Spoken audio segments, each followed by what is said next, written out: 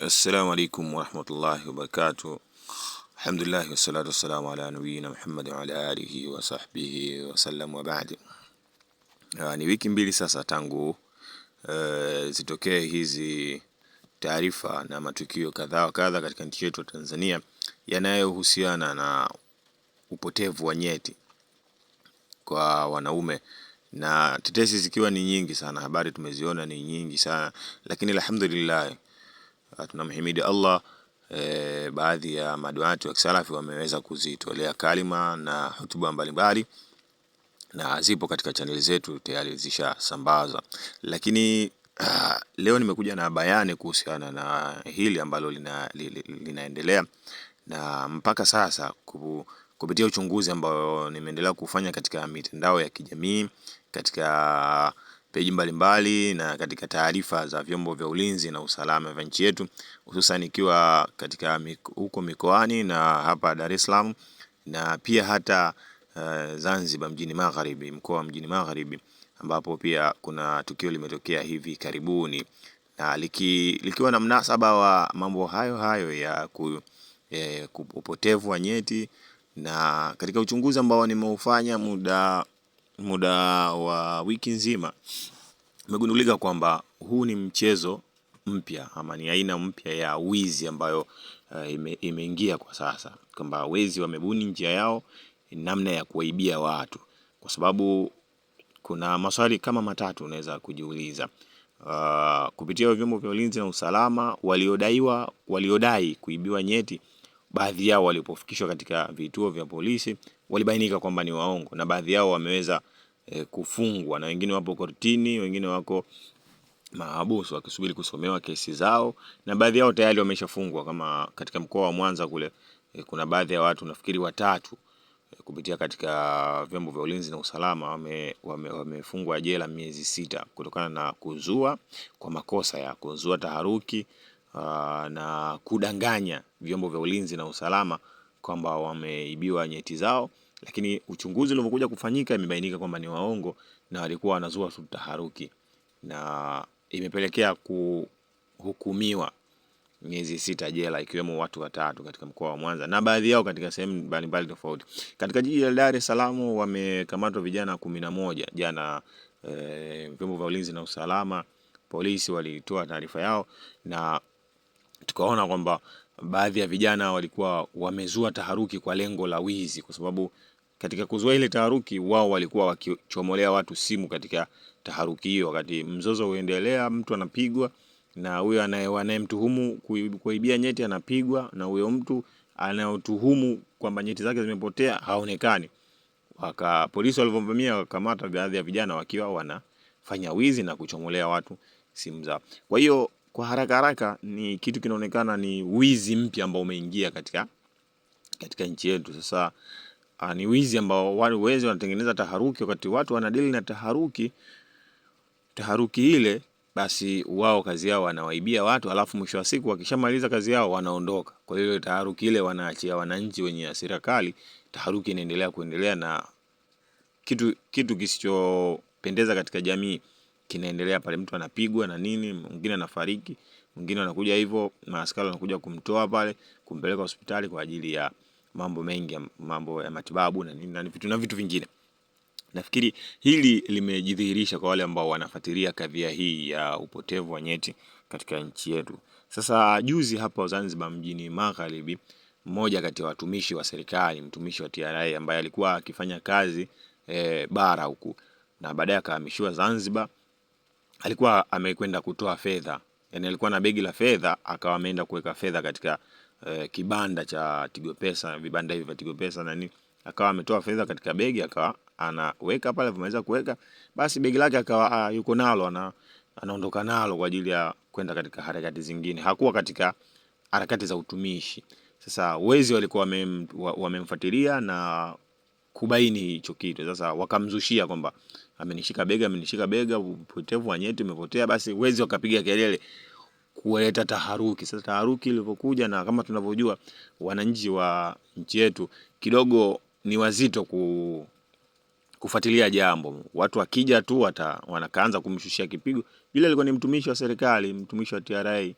Sasa kilichotokea mwisho wa siku wale watu na yeye mwenyewe mtumishi wa serikali anazungumza, baada ya wale watu kumpora lile begi, kumpokonya tu lile begi, basi wao ile taharuki wakaondoka.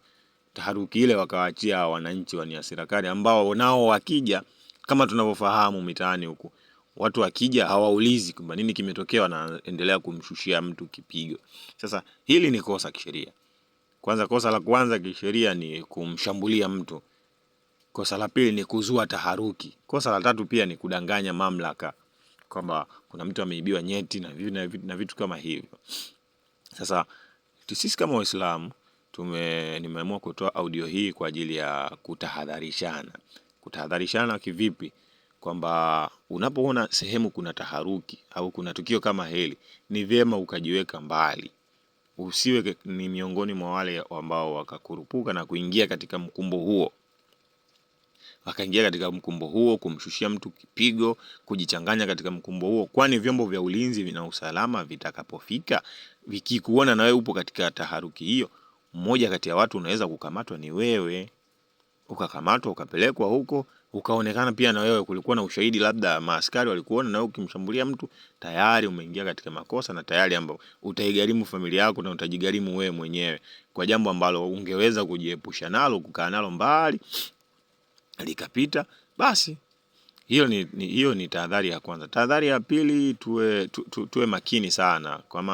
Kama mtu hivyo ana fedha zake na nini, ajaribu kutumia vitu vya ulinzi ama ulinzi na usalama. Kama na fedha nyingi, aripoti polisi apate hata ulinzi, au ama sivyo basi atumie hata njia zingine za kuweka pesa kwenye mabenki na nini na vitu kama hivyo kwa ajili ya usalama wake. Kwa sababu tumeona huyu mtumishi wa serikali, mtumishi wa TRA wa Zanzibar, alikuwa ameweka fedha katika kibegi. Sasa hiyo ndio imesababisha haya yote kumkuta, na watu walikuwa wakimfuatilia hao wezi.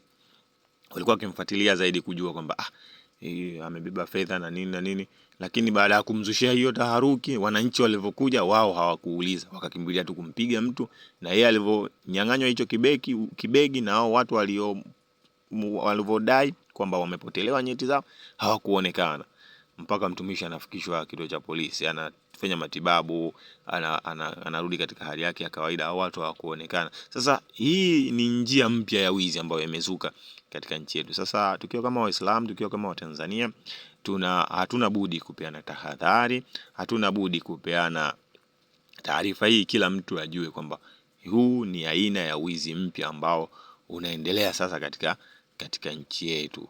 Sasa ni vyema kuwa makini, ni vyema kujiepusha, ni vyema kukaa mbali na taharuki na eneo la mzozo ambalo linatokea, ili tuweze kujiepusha sisi na nafsi zetu, na tuweze pia kuepuka majanga ambayo hayakuwa na ulazima wowote kuweza kutupata. Kwa hiyo hiyo ni taarifa ambayo inatoka na tumeweza kuipata huko katika vyombo vya ulinzi na usalama na sehemu mbalimbali. Na kama ni mfuatiliaji wa kadhia hii ya upotevu wa nyeti au kadhia hii ya upotevu wa sehemu za siri, utakuwa umefuatilia na umeona. Sasa jambo liko kwa namna hiyo. Ni vyema kujiepusha na kukaa mbali na haya mambo, ili uweze kuendelea na maisha yako, uweze kujiendeleza kiuchumi, na uweze kupata fursa zaidi ya kumwabudu Allah subhanahu wa ta'ala. Usije ukawekwa jela, usije ukawekwa mahabusu, usije ukawekwa kizuizini kwa vitu ambavyo havina maana, havina msingi, au havina faida yoyote na wewe. Yangu ni hayo. Sallallahu ala sayyidina Muhammad.